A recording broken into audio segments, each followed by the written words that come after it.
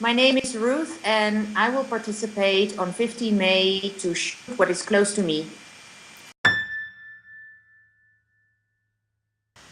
I've worked for the past 15 years as a project manager for different development organizations that all aim to promote media and quality of information in partnership with organizations in Africa. And my work included going to a lot of African countries to visit the partners and to organize workshops, etc.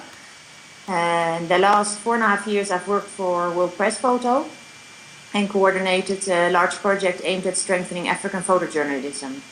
And since 1 March, I'm based in Nairobi for the next 3 years in Kenya.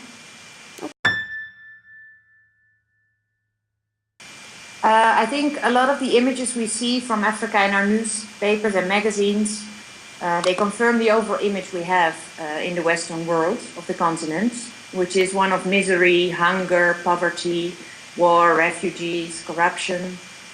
This is, of course, a reality in Africa, but it's not the only reality. I think the other side of Africa, the dynamic continent, the talents it has in sports, arts, music, the economic growth, and many more things, they hardly find their way to the national media. And apart from that, there is a need to improve the quality of photography and photojournalism in Africa itself, as it is practiced by African photographers.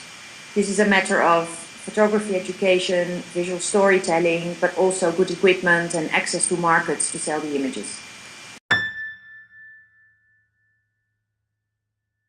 Shooting daily in Africa will contribute to filling the gap I mentioned earlier.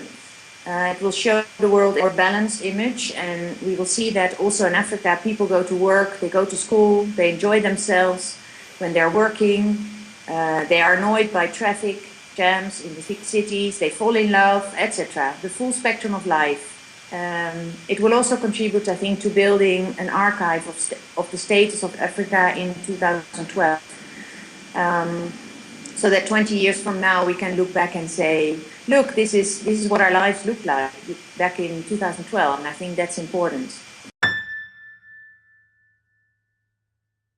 I'm especially passionate to get African photographers, professionals and amateurs to join the initiative. It means we need to create a buzz in Africa through social media and email messages, but also through personal contacts.